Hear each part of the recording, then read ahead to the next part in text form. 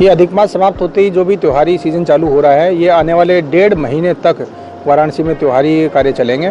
उसी को लेकर आज 2 मुख्य पक्षों की मीटिंग की गई थी, जिसमें रामलीला कमेटियां थी और दुर्गा पूजा कमेटियां थी। अन्य जो कमेटियां बची हैं, जैसे 12 वफात का जुलूस भी आना है और उसके बाद देव दीपावली और अन्य कार्यक्रम होने हैं, तो उनकी भी मीटिंग आने वाले दिनों में की जाएगी। व्यवस्था सारी बता दी गई है। शासन के जो निर्देश आए हैं वो वाराणसी में कैसे हमने अडॉप्ट किए हैं, कैसे रूल बनाए गए हैं, वो सब समझा दिए गए हैं। जो भी आयोजन किए जाएंगे कल तक थाने पे वो अपनी सारी सूचना देंगे। थाने के हिसाब से रोस्टर बनेगा, विसर्जन का, मूर्तियों का रखने का, स्थान का, वो सब चीज़ें बता दी गई हैं। अधिकतर लोगों ने सब चीज़ों का समर्थन किया है। किसी प्रकार से कोई भी दिक्कत यहाँ पे सामने नहीं आई है। और ये भी बता दिया गया है कि प्रशासन के साथ कोऑर्डिनेट करके सारी व्यवस्था कराएं। क्राउड कंट्रोल के लिए विशेष व्यवस्थाएं करानी पड़ेंगी। वॉलंटियर्स लगा के 100 या 200 या जितनी भी कैपेसिटी चिन्हित हुई है उसके हिसाब से लोगों को मेंटेन रखा जाए, रेगुलेट रखा जाए। बीमार व्यक्तियों को एंट्री ना दी जाए, थर्मल स्कैनर रखे जाएँ, सैनिटाइज़र की व्यवस्था रखी जाए, वो सब बता दिया गया है। और सौहार्दपूर्ण तरीके से त्यौहार मनाए जाएं, उत्साह भी रहे, साथ ही साथ कोरोना को लेकर संवेदनशीलता भी रहे। दोनों को सुनिश्चित करने के लिए बहुत अच्छी मीटिंग हो गई हैं। आने वाले दिनों में बाकी त्योहारों के लिए भी मीटिंग करके वाराणसी में निर्देश जारी कर दिए जाए। सहमति बन गई है सभी से कि 10 बजे से लेकर सुबह 6 बजे तक पंडालों में कोई दर्शन नहीं किए जाएंगे और उसके बाद उस दौरान कोई माइक वगैरह या भजन आदि भी नहीं बजाए जाएंगे। जो भी कार्य होगा रात्रि 10 बजे तक समाप्त कर लिया जाएगा। कोरोना को लेकर विशेष रूप से जारी किया गया है। दूसरा, सारे पंडाल बंद रूप में होंगे, कोई खुले पंडाल नहीं होंगे।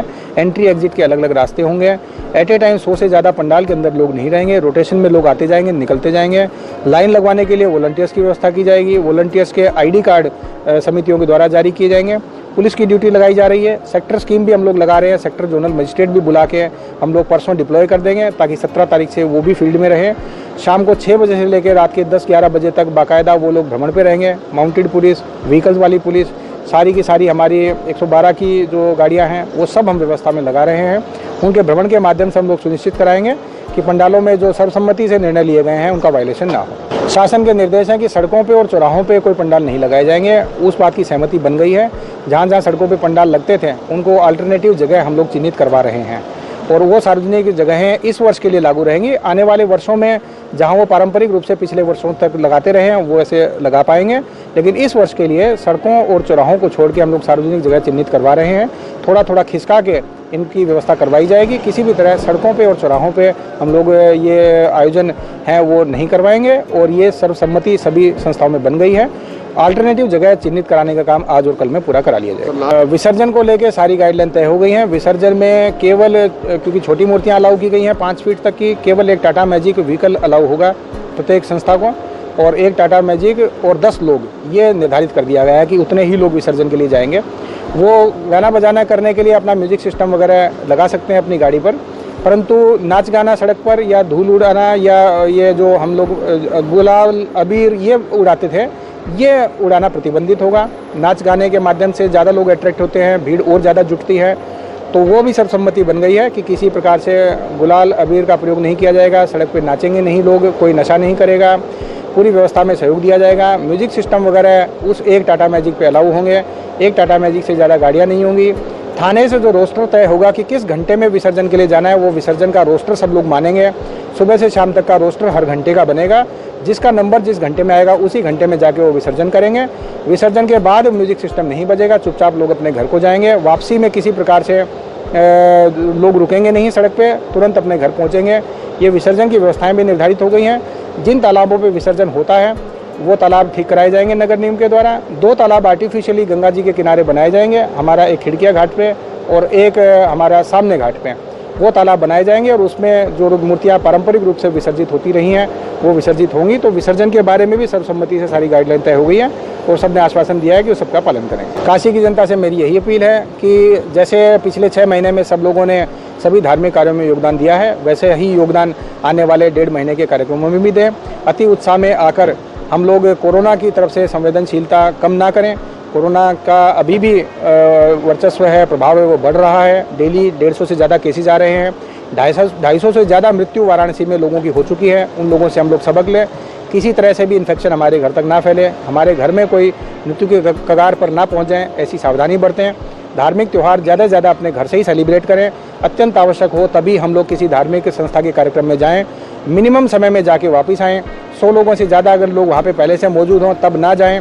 और सारी व्यवस्थाओं का पालन करें, सभी गाइडलाइन का पालन करेंगे तो सब लोग सुरक्षित रहेंगे और आने वाले त्यौहार बहुत सौहार्दपूर्ण तरीके से मना पाएंगे। मैं देवाशीष दास, मैं वाराणसी दुर्गोत्सव सम्मेलनी का अध्यक्ष हूँ और साथ ही साथ बंगाली एसोसिएशन का सेक्रेटरी हूँ। पूजा सही ढंग से होगी, पूजा में कोई कटौती नहीं होगी। जो भव्य रूप हम लोग डेकोरेशन में देते हैं, इमर्शन माने विसर्जन में देते हैं, तो इसमें कटौती होगी।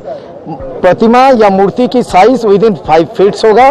पंडाल अगर किसी प्रेमाइसेस में है, किसी बंद जगह में है, उसमें कोई ऑब्जेक्शन नहीं है। अगर खुली जगह में है तो 15 बाई 45 की लगेगी। आप माइक या कोई भी अनाउंसमेंट सुबह 6 से रात 10 बजे तक कीजिए, उसमें कोई लिमिटेशन नहीं है। बाहर जो ओवर रोड वो गेट बनता है उसमें भी कोई परेशानी नहीं है। केवल मात्र विसर्जन इमर्शन में एक मैजिक गाड़ी जाएगी और जिसके साथ 10 आदमी अलाउ हो और वो म्यूजिक सिस्टम भी जा सकता है, परंतु उसका डेसिमल कम होगा। जैसे हम लोगों ने ट्रेडिशनल ढाक की प्रयोग करते हैं, उसके लिए भी 2 आदमी उन्होंने अलाउ किया। और हमारी जो केंद्रीय पूजा कमेटी के अध्यक्ष है, जिसके नेतृत्व में हम लोग सबको ही, और डीएम ने आज हम लोगों को ऑर्डर दिया था कि आप लोग यहाँ पहुंचे और अपना अपना कंफ्यूजन क्लियर करें और सच पूछिए। तो आज डीएम साहब, जिलाधिकारी साहब ने पूरी हम लोग का कंफ्यूजन क्लियर कर दिया। किसी का कोई भी कंफ्यूजन अब बचा नहीं है। दादा एक चीज, समय अभी 4 दिन बाद नवरात्र है, इसलिए मूर्ति आपकी 6 महीने पहले बन जाती थी, तो ऐसे में अब क्या कई तैयारी? सुनिए, एकदम सही बात कहा है। केवल मात्र भारत सेवाश्रम और रामकृष्ण मिशन का मूर्ति बन चुकी है। हम लोगों ने भी मूर्ति बनाया, परंतु डीएम साहब और कोरोना को देखते हुए हम लोगों ने मूर्ति चेंज किया। इमरजेंसी बेसिस पे हम लोगों ने मूर्तिकार को 5 फुट के अंदर बनाया मूर्ति को, जिसके लिए हमें बहुत ज्यादा पैसा खर्चा करना पड़ा क्योंकि वो मूर्ति बन चुकी थी। उसका पेमेंट भी मुझे कुछ पार्शियल पेमेंट करना है और इसके साथ साथ इसको भी करना है। और सही बात है, हम लोगों का जो पंडाल बनता है वो बाहर से, खासतौर से बंगाल से आता है, जो कि इस समय ट्रेन भी उस तरह से नहीं चल रहे हैं, जिसलिए उस तरह के भव्य और टाइम बहुत लिमिटेड है, 10 दिन का मुश्किल से मौका मिला है, तो इसलिए परंपरा चलेगी। यस, रात में भी श्रद्धालु आएंगे? हाँ, रात 10 बजे तक, मैक्सिमम 10 बजे तक। रात्रि में जो चलते थे नहीं, वो बोले हैं थोड़ा सा कटल करने के लिए जी। लगे अष्टमी नवमी में पूरी भीड़ निकल आती थी रोडों पे, क्या उस पे कुछ कटौती हुई है? पंडाल में तो एक्चुअली कुछ संस्थाएं कलश पूजा कर रहे हैं, जिसमें अट्रैक्शन नहीं बचता है। दूसरी बात, जब 5 फुट की मूर्ति होगी, कोई डेकोरेशन नहीं होगा, तो लोग अपने आप नहीं निकलेंगे भैया। लास्ट में जिलाधिकारी ने आपका कंफ्यूजन दूर किया है बनारस वासियों का, क्या कुछ आभार व्यक्त करना चाहेंगे? हाँ श्योर, हम तो सारे संस्थाओं की हिसाब से, क्योंकि मैं सबसे बुजुर्ग संस्था हूँ, 99 ईयर्स ओल्ड। हम सारी संस्थाओं की ओर से हमने जैसे हॉल में भी उनको प्रति कृतज्ञता व्यक्त की, धन्यवाद दिया, और हमारे ये तिलक राज को भी धन्यवाद देना चाहता हूँ, कृतज्ञता व्यक्त करना चाहता हूँ कि हमारे सारे पूजा कमेटियों का कंफ्यूजन सर ने आज हमारे जिलाधिकारी महोदय ने पूरी तरह से क्लियर कर दिया। अगर किसी को अभी भी कोई कंफ्यूजन है तो एसएसपी और एडीएम सिटी से मिले और अपने जो थाना है वहाँ डिटेल्स लिख के दें, क्या क्या करना है, इटिनरी जिसको कहते हैं, उसके हिसाब से सब कोई पूजा करेगा। धन्यवाद आप लोगों को। तिलक मिश्रा, अध्यक्ष केंद्रीय पूजा समिति काशी। वार्ता हुई डीएम साहब से? आज डीएम साहब से ये वार्ता हुई कि जो कंफ्यूजन पूजा समितियों को था, निरंतर लोग थानों पर बुला करके जो कंफ्यूजन क्रिएट हो रहे थे, कुछ थाने कहते थे पंडाल लगेंगे, कुछ थाने कहते थे नहीं लगेंगे, कुछ थाने कहते थे कि मूर्ति बैठेगी, कुछ कहते थे नहीं बैठेगी।